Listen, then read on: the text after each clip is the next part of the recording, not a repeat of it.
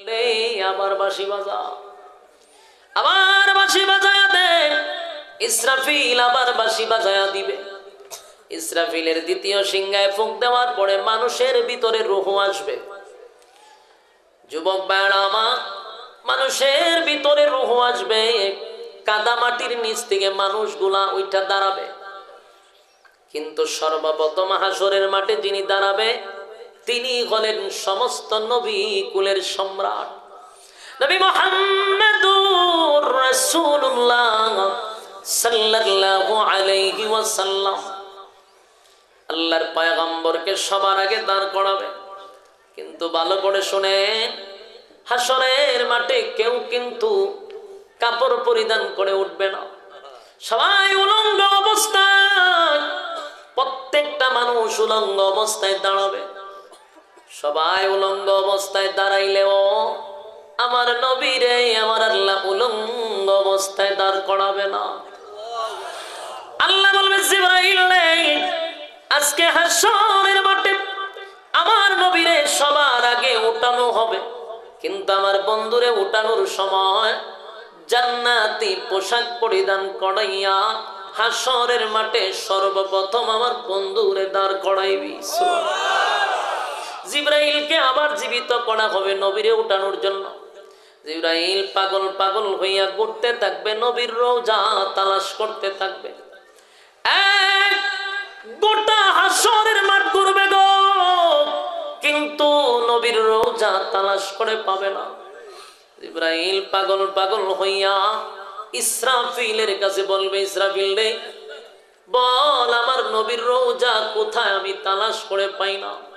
তুই সিংহায় ফুঁক দেওয়ার পরে দুনিয়া উলট পালট হয়ে গেছে। ইসরাফিল কয়, ভাই আমার দায়িত্ব ফুঁক দেওয়া, ফু দিছি, নবী কোথায় আছে আমি নিজেও জানি না।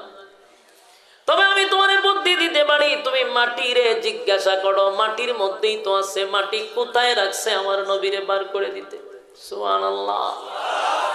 জিবরাইল মাটির মধ্যে তাপা দিয়া বলে, মাটি রে বল তোর ভিতরে কোথায় আমার নবীরে রাখছস। আমার দায়িত্ব হলো পয়গম্বরকে আমি দাঁড় করাবো, কিন্তু কোথাও আমি তালাশ করে পাই না। মাটি জবাব দেয়, আমার ভিতরে পয়গম্বর কোথায় আছে আমি মাটি নিজেও জানি না। কারণ ইসরাফিল আলাইহিস সালাতু ওয়াস সালাম যখন সিংহায় ফুঁক দিছিল, ইজা জুলজিলাতিল আরদু জিলজালাহা, জমিনের মধ্যে যে একটা ভূমিকম্প শুরু হইছে, জমিনের অস্তিত্ব নাই। মাটি কয় আমার মধ্যে আমি নাই, আমার অস্তিত্ব নাই রে, আমার মধ্যে পয়গম্বরকে কোথায় রাখছি আমি নিজেও জানি না। এমনি আওয়াজ আসলো, জিবরাইল রে পয়গম্বরকে এইভাবে তালাশ করে কোথাও পাওয়া যাবে না, যদি পেতে চাও তাহলে দেখো কোথায় একটা আলো জ্বলে। নবীর রওজা যেই জায়গায় সেখানে আলো জ্বলতেছে। শেষে জিবরাইল আলাইহিস সালাতু ওয়াস সালাম পয়গম্বরকে সেখান থেকে উঠাইলেন জান্নাতি পোশাক পরিধান করাইয়া। সুবহানাল্লাহ। আমার যুবক ভাইরা, হাসরের মাঠে যখন সিংহায় ফুঁক দিবে, প্রত্যেকটা মানুষের ভিতরে আবার রূহ আসবে। মানুষগুলা কাদা মাটির নিচ থেকে উলঙ্গ অবস্থায় দাঁড়াবে, কলিজা পাটা পিপাসা লইয়া। এত পিপাসা থাকবে, তাম পৃথিবীর সাগরের পানি যদি মানুষের গলায় ঢেলে দেওয়া হয় এরপরও তৃষ্ণা নিবারণ হবে না। এই পরিমাণ পানির পিপাসা লইয়া উলঙ্গ অবস্থায় দাঁড়াবে। আল্লাহর নবী সেদিন হাসরের মাঠে হাউজে কাউসারের কিনারায় দাঁড়ায় থাকবে। গুনাহগার উম্মতকে এক পেয়ালা পানি পান করাইয়া পয়গম্বর হাসরের মাঠে পাঠাবে। যারা পানি পান করবে তাদের এক অবস্থা, যারা পানি পান করবে না তাদের আরেক অবস্থা। যারা পানি পান করবে 50,000 বছরের ভিতরে পানির পিপাসা লাগবে না। যারা পানি পান করতে পারবে না, উফাই থাকবে না, উফাই থাকবে না। পৃথিবীর মানুষেরা হাসরের মাঠে নবীর হাতে সবাই পানি পান করতে পারবে না। কিছু মানুষ নবীর কাছে যাবে পানি পান করার জন্য, মাঝখানে পর্দা পড়ে যাবে, নবী উম্মত দেখবে না, উম্মত নবীরে দেখবে না। আল্লাহর নবী চিৎকার দিয়া বলবে, মালিক, হাউজে কাউসারের পানি আপনার কাছ থেকে জোর করে আনি না, আপনি আমারে গিফট করছেন, কিন্তু আমার গুনাহগার উম্মতরে যখন পানি পান করাইতে যাই মাঝখানে কেন পর্দা পড়ে যায় গো? আল্লাহ তখন বলে, পয়গম্বর, আমি যা জানি আপনি নবী তা জানেন না। যারা আপনার কাছ থেকে পানি পান করার জন্য আসছে, এই লোকগুলো দুনিয়ার জমিনে আপনার রেখে যাওয়া ইসলাম পালন করে নাই, আপনার রক্ত মাখা ইসলাম পালন করে নাই, মন গড়া ইসলাম পালন করছে গো নবী, বাপ দাদার ধর্ম পালন করছে, আপনার ধর্ম পালন করে নাই। তাই আমি আল্লাহর সিদ্ধান্ত আপনার বরকতি হাতের পানি পান করাইতে দিব না। সেদিন পয়গম্বর বলবে, উম্মতেরা রে, ইসলামটাকে তোদের কাছে আমানত রেখে আসছিলাম, পরিপূর্ণ ইসলামটাকে তোরা কেন মন গড়া ব্যবহার করলি? আমি নবীর রক্ত দিয়া ইসলামটাকে কমপ্লিট করে আসছি, আমার ধর্ম গ্রহণ করলি না। রাগান্বিত হইয়া বলবে, সোকান সোকান লিমান গায়্যারা বাদি, দূর হয়ে যা, দূর হয়ে যা, এমন উম্মতের আমার দরকার নাই। যুবক ভাইরা, মুরব্বী বাবারা, আল্লাহর কাছে একবার আপনি এখানে বৈশা বৈশা নিজের দিকে তাকাই একটু চিন্তা করেন তো দেখি, সেদিন যদি নবী পানি না দেয়, কে আপনারে সুপারিশ করবে? কে আপনার পাশে দাঁড়াবে বলুন? আমার যুবক ভাইরা, কিয়ামতের কঠিন ময়দানে নবী যদি আপনাকে বলে দূর হয়ে যা, দূর হয়ে যা, কেউ আপনার পাশে আসবে না। আল্লাহ নিজেই বলেন, ইয়াউমা ইয়াফিরুল মারউ মিন আখিহি ওয়া উম্মিহি ওয়া আবি ওয়া সাহিবাতিহি ওয়া বানি। কিয়ামতের কঠিন ময়দানে মা তার সন্তানের পরিচয় দিবে না, বাবা তার সন্তানের পরিচয় দিবে না, কেউ কারো পরিচয় দিবে না। সেদিন আমার নবী যদি আপনাকে বলে দূর হয়ে যা, দূর হয়ে যা, এমন উম্মতের দরকার নাই। খোদার কসম, কোন পীর ফকির আপনারে বাঁচাইতে পারবে না, কারণ আল্লাহ নিজেই বলে কেউ কারো হবে না। সেদিন নবীর পানি না পান করলে উপায় থাকবে না, উপায় থাকবে না। হাসরের মাঠে যখন সবাই দাঁড়াবে, ভয়াবহ পরিস্থিতি হবে গো। আল্লাহর নবী বলেন, হাসরের মাঠে তিনটা সময় হবে সবচেয়ে বেশি ভয়ানক। বলুন কয়টা সময়? তিনটা সময় হবে সবচেয়ে বেশি ভয়াবহ অবস্থা হবে, তিনটা সময়। একটা হলো আমল নামা নেওয়ার সময়। এটা কি ডান হাতে না বাম হাতে, এই চিন্তায় মানুষ যুবক বৃদ্ধ হয়ে যাবে। মানুষ চিন্তা করবে, হায় আফসোস, আমল নামা কি ডান হাতে পাবো না বাম হাতে পাবো। হাসরের মাটির সময়টা হলো সবচেয়ে ভয়ানক। 2 নাম্বার হলো আমল নামা ওজন দেওয়ার সময়। আপনার আমল নামা হালকা হবে না ভারী হবে, সেই চিন্তায় মানুষ অস্থির হয়ে যাবে। সেই সময়টাতে মানুষ তার মা চিনবে না, বাবা চিনবে না, সন্তান চিনবে না। আরেকটা সময় হলো ফুলসিরাতের ফুল বাহির হওয়ার সময়। তিনটা সময় অত্যন্ত ভয়ানক, ভয়াবহ পরিস্থিতিতে মানুষ কোনো দিশেহারা হয়ে যাবে।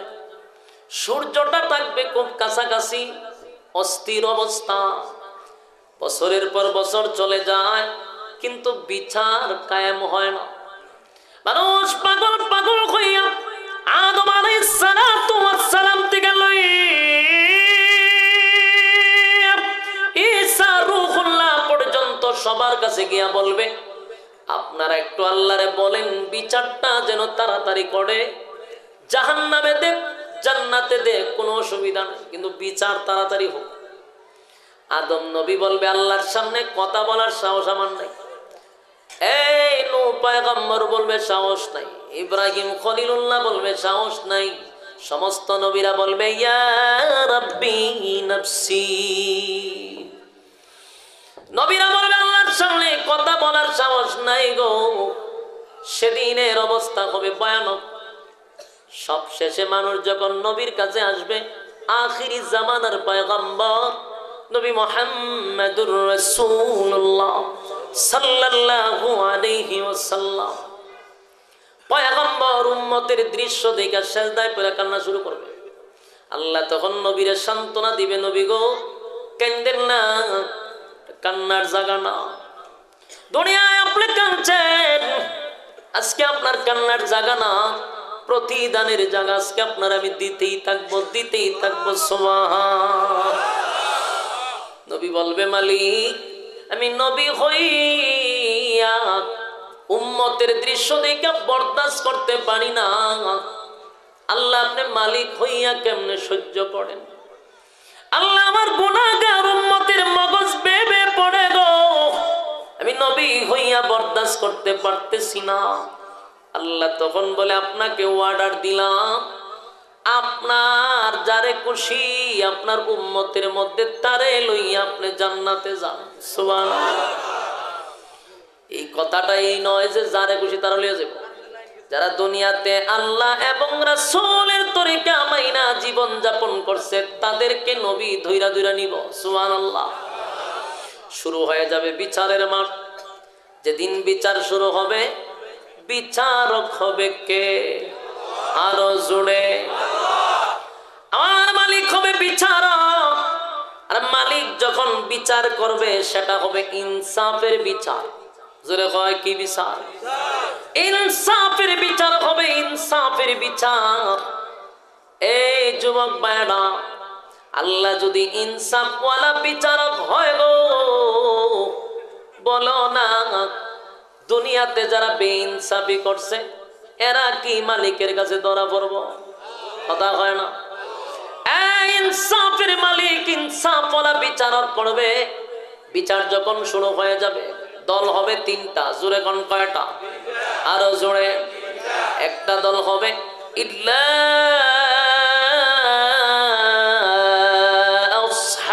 আসহাবাল ইয়ামিন।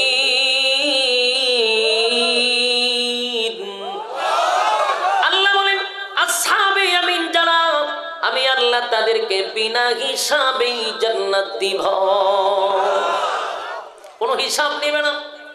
আরেকটা দলকে আমার মালিক বলে তারা হবে ডানপন্থী। ডানপন্থীদেরকে ডান হাতে আমলনামা দিবে।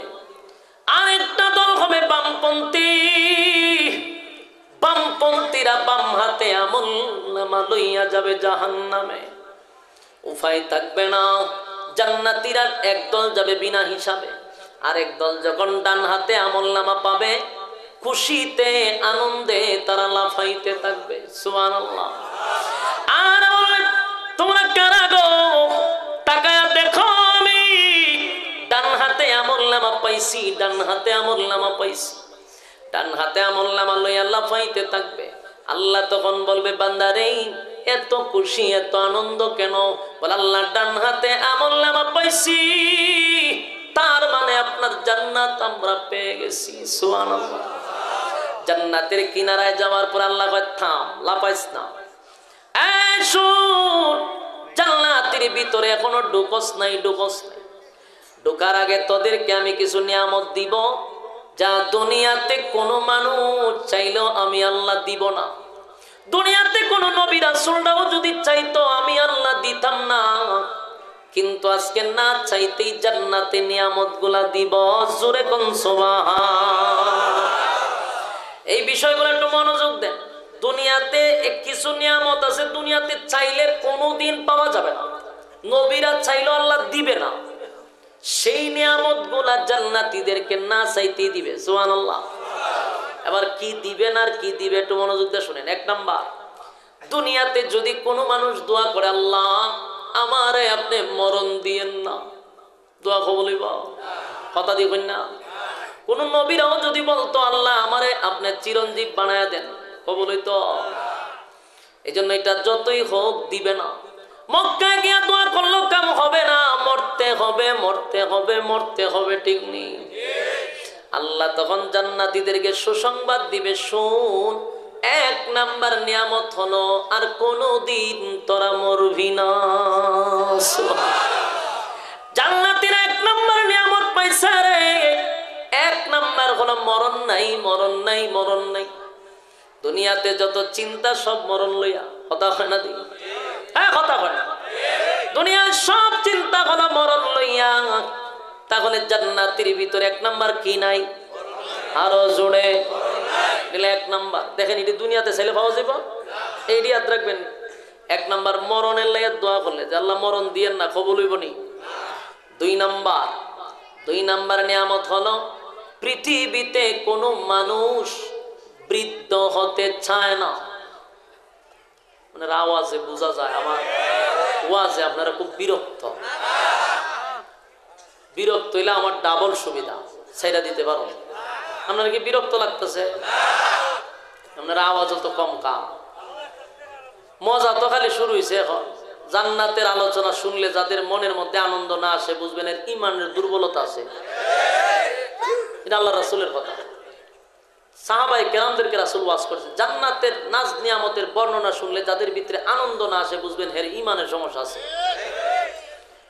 কথাগুলি মনোযোগ দিয়ে শুনেন। 1 নাম্বার মরণ নাই, দুনিয়াতে চাইলে কিনা পাওয়া যায়। 2 নাম্বার, পৃথিবীর কোনো মানুষ কি বৃদ্ধ হইতে চায়? আপনারা বুড়ো হইতে চান? আমি চাই? কেউ বৃদ্ধ হইতে চায় না।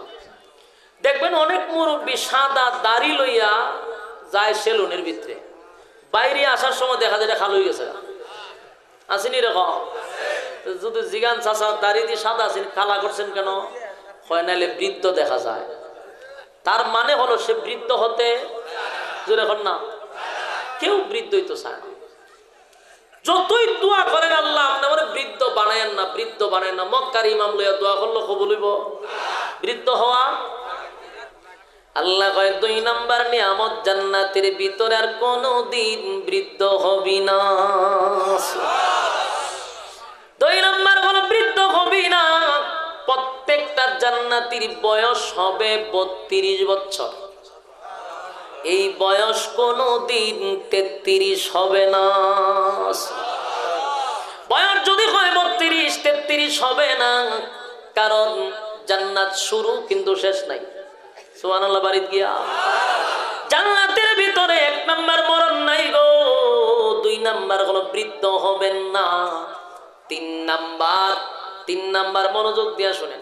3 নাম্বার হলো মানুষ কোন সময় হ্যাংলা হইতে চায় না। আপনারা কি চান? সবার ভিতরে ভালো একটা বডি ফিল্ডার হইতে চায়, কথা বলেন না? মানুষ লম্বা হইতে চায়, কেউ কি খাটো হইতে চায়, কথা বলেন না? কেউ খাটো হইতে চায় না, সবাই চায় 6 ফুটের উপরে হইতো। কিন্তু সবাই কি 6 ফুটের উপরে? কেউ 4 ফুটও আছে, 5 ফুটও আছে, আবার আরো নিচু আছে, 52 ইঞ্চি আছে, 26 ইঞ্চিও আছে, কথা বলেন না? তো মানুষ কোন সময় খাটো হইতে চায় না। এই জন্য মানুষ যদি দোয়া করে, আল্লাহ আমি এখন 5 ফুট 5 ইঞ্চি, আমারে আপনি 6 ফুট 6 ইঞ্চি বানায় দেন, দোয়া কবুল হইব? মক্কার ইমাম সাহেব লইয়া দোয়া করলে কবুল হইব? কোনদিন দোয়া কবুল হবে না, যারে যতটুক বানায় যতটুকু। আল্লাহ কয় এই আফসোস মানুষের থেকে যায়, দুনিয়া আফসোসের জায়গা, কোনদিন পুরা হবে না। কিন্তু জান্নাতের ভিতরে আল্লাহ বলেন প্রত্যেকটা জান্নাতি হবে কম পক্ষে 60 হাত লম্বা। কয় হাত?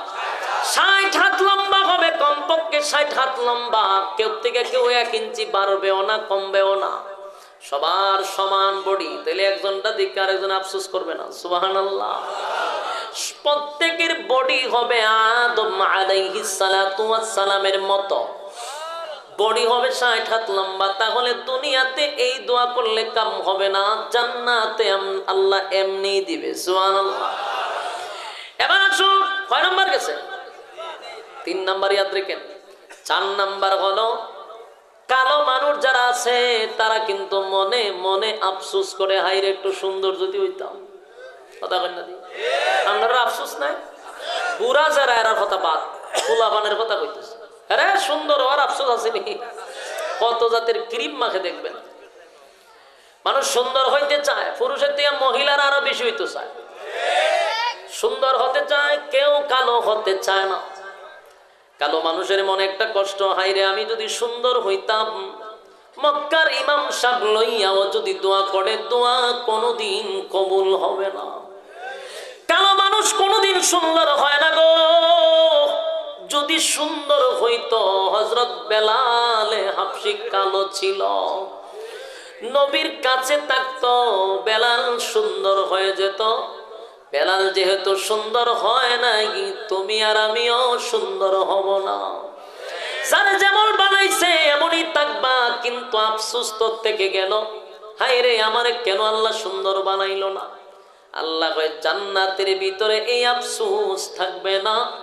প্রত্যেকের চেহারা ইউসুফ আলাইহিস সালাতু ওয়াস সালামের মতো সুন্দর হবে। জননী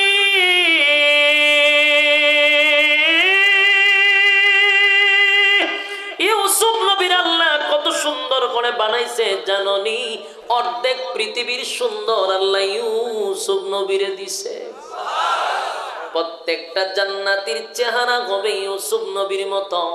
তাহলে দুনিয়ার আফসোস শেষ, জান্নাতের ভিতরে কোনো আফসোস নাই। জোরে কোন সুবহান। কয় নাম্বার গেল? 4 নাম্বার। 5 নাম্বার হলো মানুষের আরেকটা আফসোস আছে, এটা হলো কণ্ঠ। বলুন কি? কণ্ঠ। কণ্ঠেরও আফসোস আছে। তার গলা ভালো না, তার মনে মনে আফসোস, আমার কণ্ঠটা যদি ভালো হইতো। এই যে একটা আফসোস আছে না নাই? কণ্ঠ না থাকলেও সমস্যা।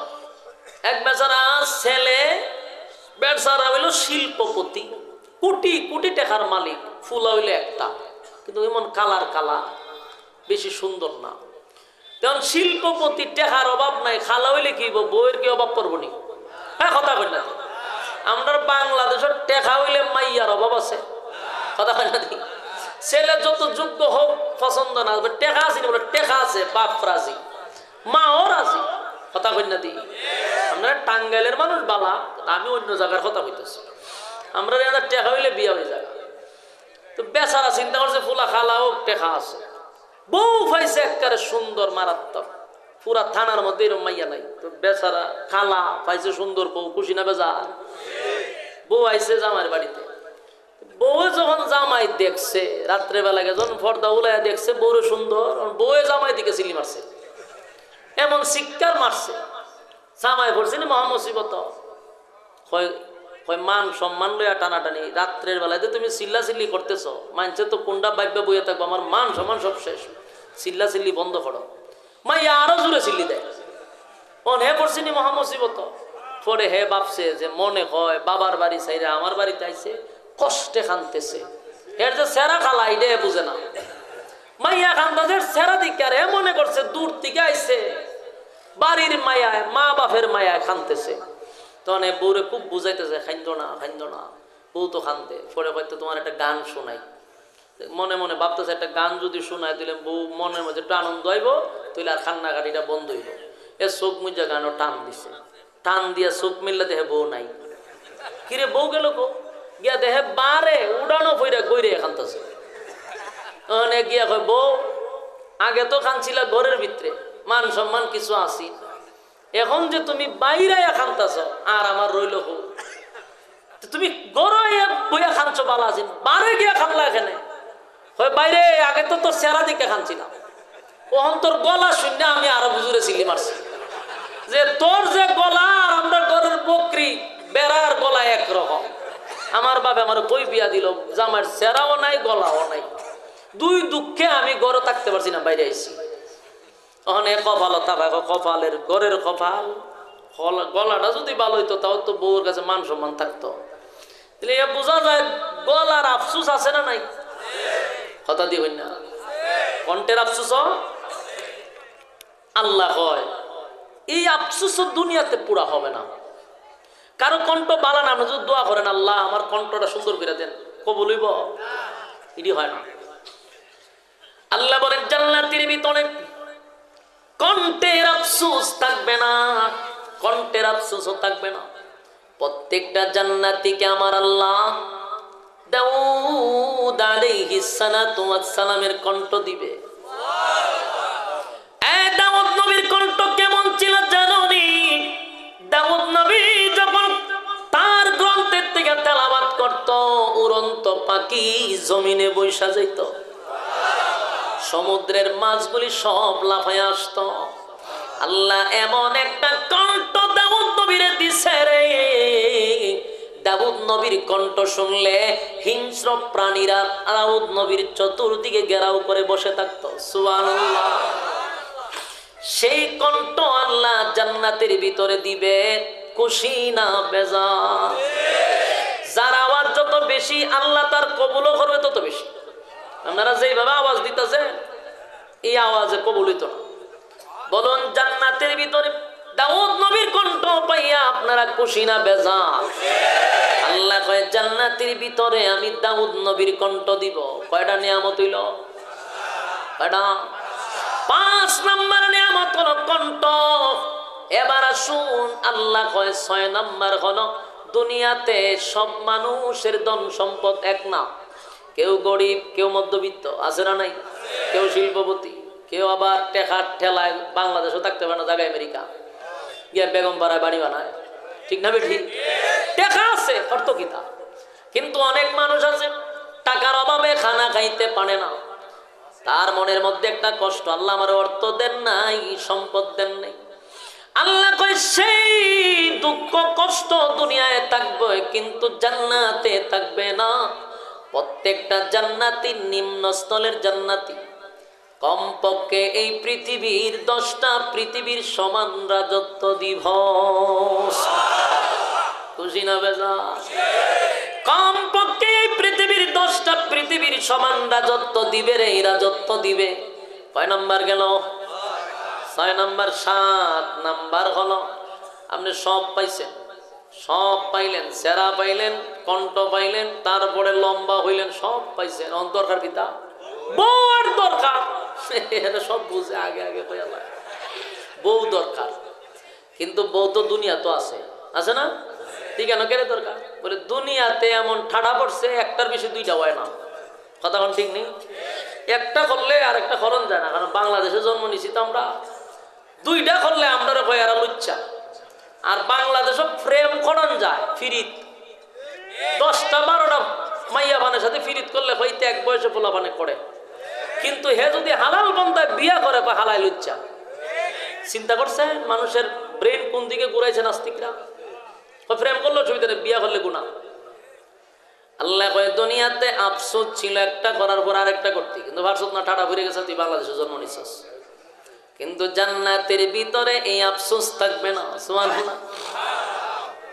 কম পক্ষে বউ থাকবে 72টা। আওয়াজ আরো জোরে হইবার কথা আছে। কম পক্ষে বউ থাকবে 72টা বউ থাকবে। নিম্ন স্থলের জান্নাতি ভিআইপি জান্নাতির বউর অভাব নাই। আপনারা খুশি না? বউ দুনিয়ার বউ নয়, এটা জান্নাতের হুর। সুবহানাল্লাহ। একটার দিকে যে তাকাইবেন 40 দিন যাইব, আপনার খবরই থাকতো না, ছাইই থাকবেন খালি। এটা গুতা দিব পিছে দিয়ে, এই মিয়া একটার দিকে 40 দিন ছাই রয়েছে, আমার পিছে তো চাইব কেটা? এত সুন্দর করে আল্লাহ বানাইছে। দুনিয়ার বউ নয়, জান্নাতি বউ। দুনিয়ার বউ যত সুন্দর হোক, যত বালা হোক, কিন্তু রগ একটা তেরা। বাস্তব না বাস্তব? এটা বিশ্বাসের বউ হোক, কিন্তু রগ তেরা। সব সময় একরকম থাকে না, এক এক সময় এক এক রূপ ধরে। এক সময়েরও একরকম থাকে না। যত বালা হোক, বলে যে ফিসাবের বউ, বলে কোনো কাম হইতো না, এটা তেরা দিয়ে বানাইছে। আল্লাহ বলেন জান্নাতি বউ কোনোদিন আপনার সঙ্গে রাগ করবে না, অভিমান করবে না, রাগারাগি নাই, জিনিসপত্র বানতো না। এটা জান্নাতের বউ। আল্লাহ কয় জান্নাতে বউ দিমু কম পক্ষে 72টা। চিৎকার দিয়া কোন সুবহান। এখন আপনাকে সব দিল, সব দিল, বাকি আর একটা হইল চরিত্র। কারণ সব দেওয়ার পরে বউ দিল, যদি চরিত্র বালা না হয় তো দরবার লাগবো নি? কথা কই না বলে ওমা 100% দ্বন্দ্ব লেগে যাবে। আর যদি ইডি হয় বাংলাদেশের মানুষ, জান্নাত থেকে ঢুকে চরিত্র বালা না লইয়া এই চরিত্র লইয়া যায়, আর একজনের হুর আইনা দরজা লাগালিব। মানে চরিত্র ভালো না তো? আল্লাহ ভাই আমি জানি তোর চরিত্র খারাপ, কিন্তু এই চরিত্র দিয়ে আমি জান্নাতে ঢুকাইতাম না। আমি প্রত্যেকটা জান্নাতীকে চরিত্র দিব আজিম চরিত্র। আজিম চরিত্র কার জানেননি? বিশ্ব নবীর চরিত্র। আমাদের নবীর চরিত্র আল্লাহ দিবে।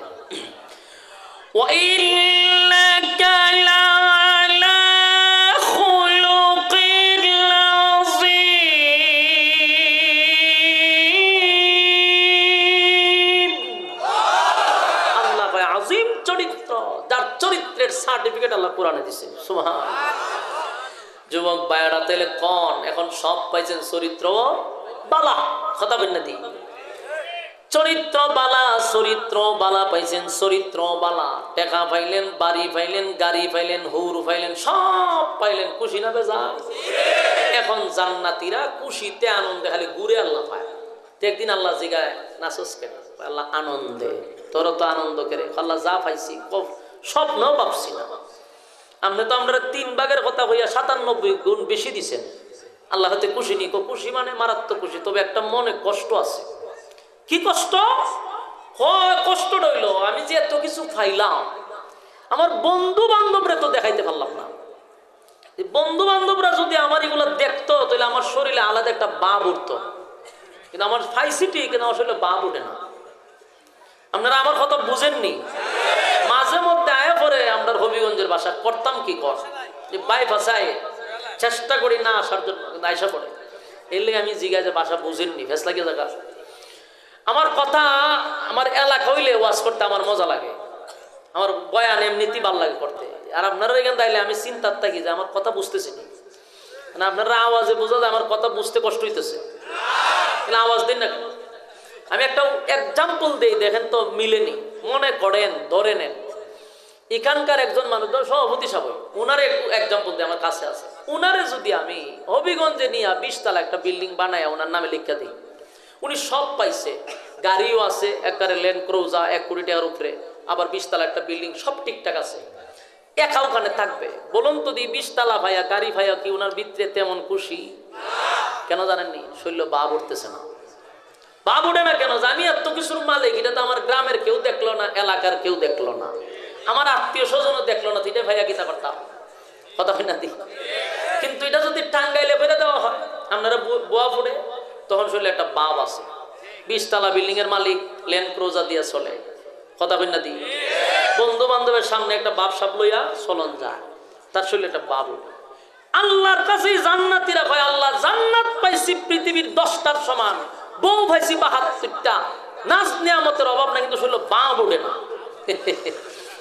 আল্লাহ জায়গায় বাপটা কেমনে উঠতো? হয় আমার যে কিছু বন্ধু বান্ধব আছেন দুনিয়াতে, একসাথে ব্যবসা করতাম, চাকরি করতাম, চলাফেরা করতাম, এরা কেউ আল্লাহ ভাই এটি জাহান্নামে আছে, পরীক্ষায় ফেল করছে, তুই পরীক্ষায় পাস করছ, তোরে জান্নাত দিছে। আল্লাহর কাছে তখন তারা দরখাস্ত করে, আল্লাহ এরার সাথে একটু দেখা করুন যাবে। আল্লাহ হয় তুই জান্নাতি, এরা জাহান্নামী, দেখা করবি কেমনে? কয় না, আপনি দেখা করে দিতে হবে। হ্যাঁ, আপনি ওয়াদাবদ্ধ, আপনি বলছেন জান্নাতীরা যা চাইবে আপনি তা দিবেন।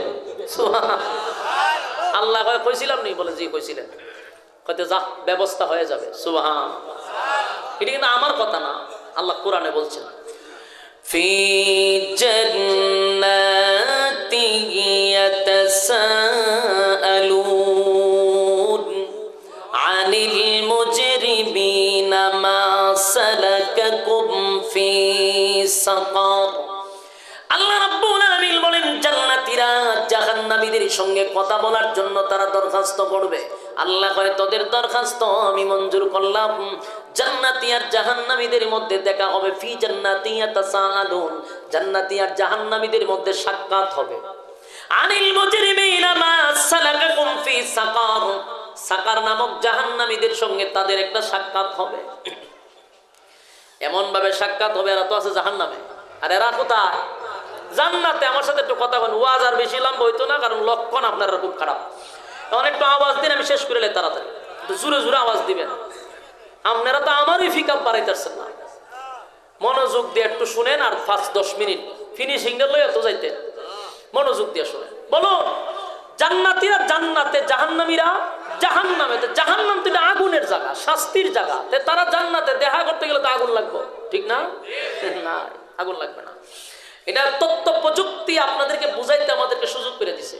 30 বছর আগে এই ওয়াজ করলে আপনারা বুঝতেন না, এখন বুঝবেন। আমেরিকায় যদি কেউ থাকে প্রচন্ড রুদ্রের মধ্যে, আর আমি এখন আছি আপনার প্যান্ডেলে প্রচন্ড শীতের মধ্যে, তারে আমি এখানে থেকে দেখা সম্ভব কিনা? সম্ভব। কিসের মাধ্যমে? সোশ্যাল মিডিয়ার মাধ্যমে, যে ভিডিও কল। তো সে আমার ওই আমেরিকাতে কথা বলতেছে, আমি বাংলাদেশে কথা বলতেছি। সে রুদ্রে, আমি এলাম শীতে, আমার শরীরে কি রুদ্রের তাপ লাগবো? কেন লাগবে না? এটা তথ্য প্রযুক্তির মাধ্যমে। দুনিয়ার মানুষ যদি প্রযুক্তি ব্যবহার করতে পারে আল্লাহর দেওয়া ব্রেন দিয়া, আল্লাহ এর থেকে বড় প্রযুক্তি রেখে দিছে। আল্লাহ তখন জান্নাতি আর জাহান্নামীদের মধ্যে সাক্ষাৎ করাবে। জান্নাতীরাও জাহান্নামীদেরকে দেখবে, জাহান্নামীরাও জান্নাতীদেরকে দেখবে, কথা হইব, তারা দুইজনের টকশো হবে। তখন জান্নাতীরা জাহান্নামীদেরকে বলবে, ও জাহান্নামীরা, দেখছো নি আমি কত বড় রাজত্বের মালিক? আমার বউ আছে 72টা, আমার চেহারা দেখছো ইউসুফ নবীর মতো, লম্বা দেখছো আদম নবীর মতো, কণ্ঠ দেখছো দাউদ নবীর মতো। মানে যত নিয়ামত পাইছে খুব গর্বের সাথে বলতেছে, ওই যে বাপ লইতেছে, বলে আমি তো খুব আরামায়েশে আছি, কিন্তু বন্ধু একই সাথে ব্যবসা করলাম, একই সাথে চাকরি করলাম, একই সাথে খেলাধুলা করলাম, আমি জান্নাতে, তুই জাহান্নামে কেন? কথাগুলো মনোযোগ দিয়ে বুঝেন। কে কারে প্রশ্ন করতেছে? আওয়াজ দেন। জান্নাতি জাহান্নামে, আমি জান্নাতি, তুই জাহান্নামে গেলে কেন? একই সাথে না চলতাম? জাহান্নামীরা বলবে, রে জান্নাতীরা, দুনিয়ার জমিনে একই সাথে ব্যবসা করতাম, একই সাথে চাকরি করতাম, একই সাথে খেলাধুলা করতাম, আজকে তুই জান্নাতি, আমি জাহান্নামী। আমরা জাহান্নামে আসা 4টা কারণ, জুড়ে কোন কয়টা? আরো জুড়ে, সবাই মিলে 4টা কারণ।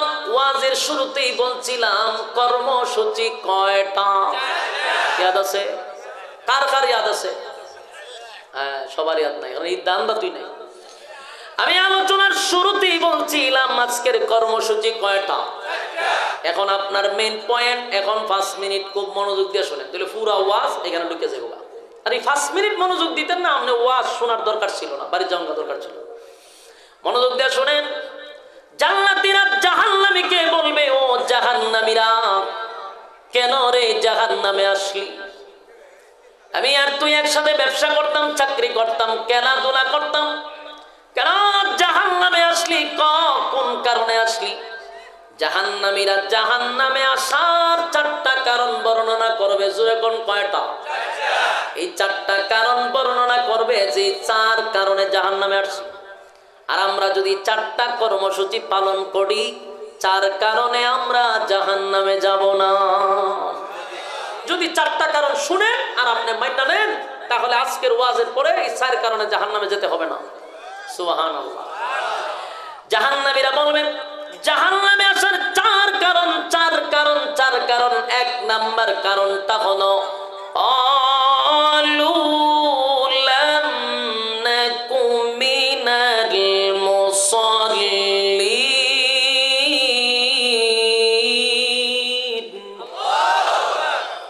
জাহান্নামীরা বলবে, জাহান্নামে আসার 1 নাম্বার কারণ হলো ক্বালু লাম নাকু মিনাল মুসাল্লিন। জান্নাতীরা দুনিয়ার জমিনে একই সাথে ব্যবসা করতাম, একই সাথে চাকরি করতাম, একই সাথে খেলাধুলা করতাম। যখন আজানটা হইতো, বন্ধু তুই দোকানের ব্যবসা বাদ দিয়া তুই দৌড়াইয়া আজান দিলে মসজিদে চলে যাইতি। একই সাথে খেলাধুলা করতাম, কিন্তু আজানটা দিলে দৌড়াইয়া মসজিদে চলে যাইতি। একই সাথে ব্যবসা করতাম, আজান দিলে দৌড়াইয়া মসজিদে যাইতি।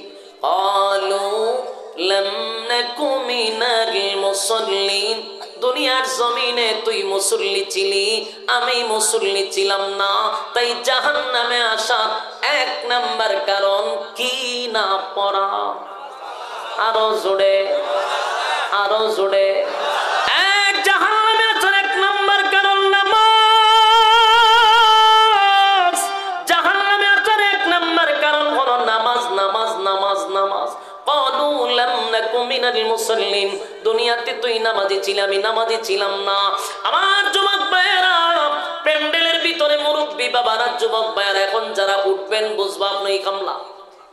ভালো করে শোনেন, 1 নাম্বার কারণটা কি? এই প্যান্ডেলের ভিতরে এই রোগে আক্রান্ত আছে না নাই? এই রোগে আক্রান্ত আপনাদের মধ্যে আমাদের মধ্যে আছে না নাই? অনেক মানুষ আছে আমরা নামাজ পড়ি না, আল্লাহ কয় ক্বালু লাম নাকু মিনাল মুসাল্লিন। জাহান্নামে যাওয়ার 1 নাম্বার কারণ নামাজ না পড়া, নামাজ না পড়া। যুবক ভাইয়েরা, এই ওয়াজটা শোনার পরে আজকে যদি কর্মসূচিটা পালন করেন তাহলে 1 নাম্বার হলো নামাজ চালু করতে হবে। নামাজ যদি চালু করি তাহলে জাহান্নামে এই নামাজের কারণে যেতে হবে না। জাহান্নামীরা বলে বন্ধু, জাহান্নামে আসার 1 নাম্বার কারণ নামাজ, এটা হলো নাম্বার 1। 2 নাম্বার হলো ওয়ালাম নাকুনু তুইমুল মিসকিন।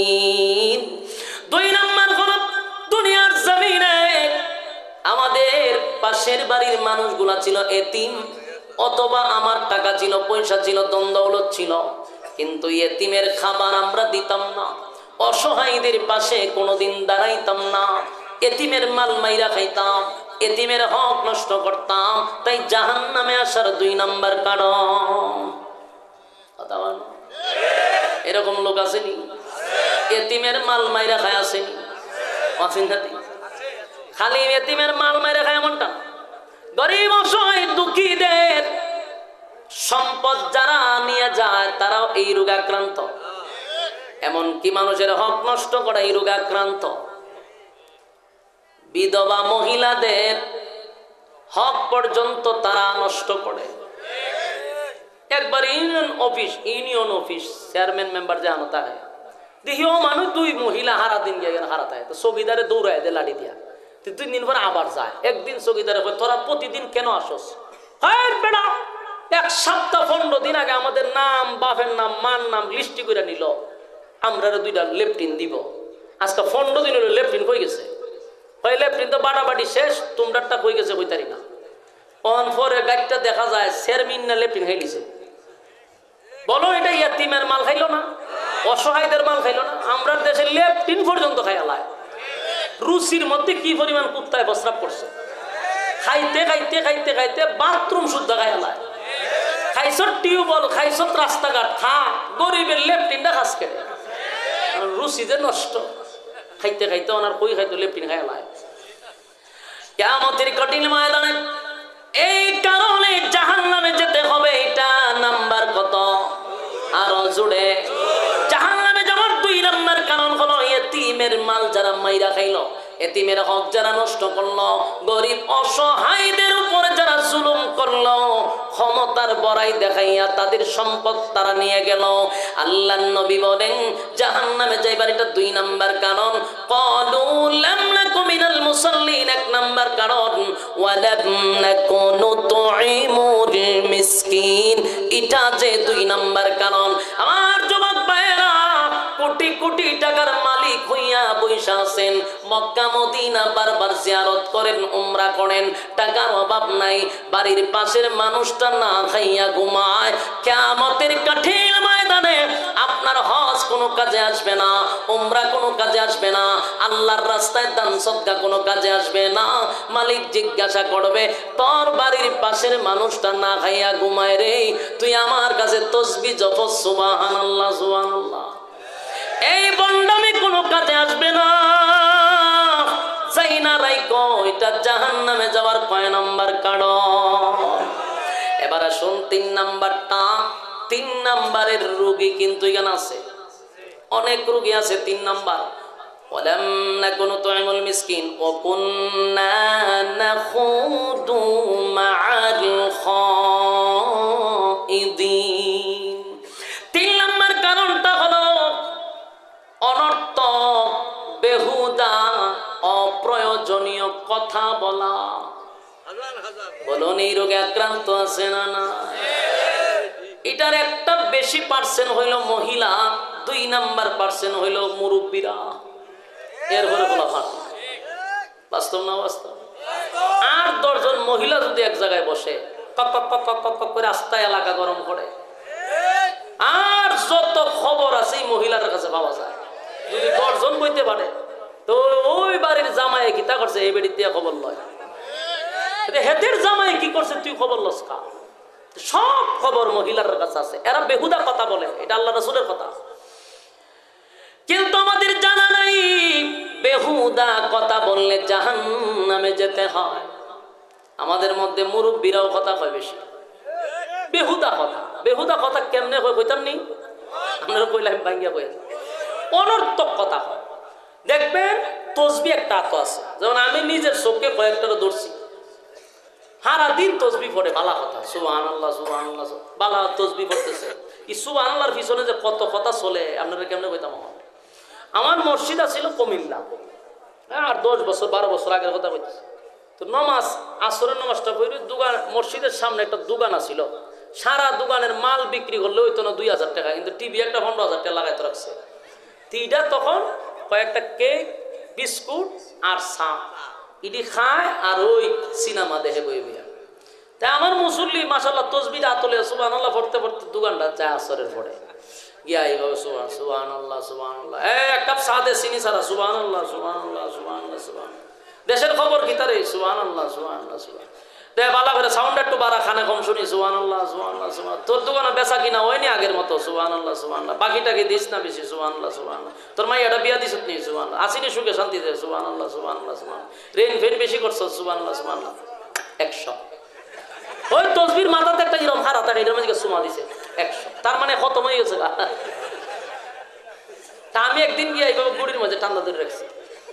আমিও ছোট হয়ে আসলাম, বলতে এই সময় আলিয়াত পড়তাম, আবার এদিকে মাদ্রাসাতেও পড়তাম, আবার ইমামতিও করতাম, 3-4টে দায়িত্ব।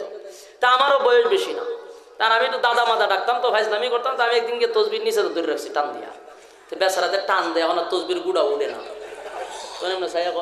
রে তখন দেখা আমি আমনে ফাইজলামি করেন, এটা আমি ধরে রাখছেন কেন? আমি আপনি যে সুবহানাল্লাহর ফাঁকে ফাঁকে বেটার মাইয়া বিয়া দিছেন এটা জিগান, টিভিটা সাউন্ড দিত এটা জিগান, চা চিনি ছাড়া দিত, এই সুবহানাল্লাহ যে কইতাছে ফাঁকে দিয়ে সব কথা ফাঁকে ফাঁকে গুড়ি তুলেন কেন? সুবহানাল্লাহ যেখানে নাই গুড়ি এখানে স্টপ থাকবো, সুবহানাল্লাহ যেখানে কইবেন গুড়ি তুলবেন। এরকম অসংখ্য মুরব্বীরা আছে। তসবি আতনিয়া যত ধরনের অপ্রয়োজনীয় কথা, বেহুদা কথা আসেনি এই রুগী আপনার এলাকা, আমার এলাকাতে আছে। কিন্তু এই মুরব্বী জানে না বেহুদা কথা বলার কারণে জাহান্নামে যেতে হবে। এটা 3 নম্বর কারণ। কথা কয় না, কয় নম্বর কারণ? 3 নম্বর কারণ। আমাদের ঘরের মহিলারাও জানে না বেহুদা কথা বলার কারণে জাহান্নামে যেতে হবে। 3 নম্বর কারণ। মহিলাদের মধ্যে সমস্যা হইল স্বামী বেচারা সারাদিন অক্লান্ত পরিশ্রম করে ঘরে ঢুকে, সারাদিন প্যারা নিয়ে ঘরে ঢুকছে, একটু লাম্বয়ে শুইব, খানের কাছে কটর কটর কটর কটর সারা দিনের যত কথা আছে পেটের ভিতরে একটা খানের মধ্যে দুমসে ডালতেছে। কারণ হেরে কেটা বুঝাইতো যে এটা 3 নম্বর কারণ। এই জন্য বেহুদা কথা, অপ্রয়োজনীয় কথা উঠাল বন্ধ করতে হবে। মাতুন না দিয়ে আপনারা বেহুদা কথা কি পরিমাণ হয় দেখেন। আমরা সাথে করে 10 ঘন্টা 15 ঘন্টা জার্নি করে যখন আয়া বই একটা মাহফিলে উঠবার আগে একটু নিয়ে রেস্টে নেয়, এখানে কতগুলো লোক যাইব গিয়া বইব, ওই আমার জিজ্ঞাসা আপনার বাড়ি কৌ? আচ্ছা এখন আমার বাড়ি কই হে জানে না, হবিগঞ্জের লেখা আছে বালা করে জানে, কিন্তু হুদু দিয়ে আমার জিজ্ঞাসা আপনার বাড়ি কৌ? আচ্ছা কইলেন আমার বাড়ি হবিগঞ্জ, আপনি কি করে? আমি কি করি আর জিজ্ঞাইতাম? মানে এগুলো অপ্রয়োজনীয়। যখন আপনি উত্তর দিবেন না তখন আবার ফেসবুকে লিখবো হুজুরটা মারাত্মক অহংকারী। তো তার মতো কিছু আবালা চেহারা গিয়ে লিখবো ঠিক সঠিক কথা কইছে, ঠিক ঠিক কইতে হইতে পুরা কমেন্টস বক্স ফুল হয়ে গেছে। অথচ আমার অপরাধ কি? তার সাথে উত্তর দিছি না। বলুন জাহান্নামে যাবে, এটা কয় নম্বর কারণ? 3 নম্বর কারণ। وَكُنَّا نَخُوضُ مَعَ الْخَائِضِينَ কয় নম্বর? জাহান্নামীরা বলবে 3 নম্বর কারণ হলো وَكُنَّا نَخُوضُ مَعَ الْخَائِضِينَ। দুনিয়াতে আমরা বেহুদা কথা কইছি, অনর্থক কথা কইছি, অপ্রয়োজনীয় কথা কইছি, তাই জাহান্নামে আসি। এটা 3 নম্বর কারণ। পাইলেন কটা?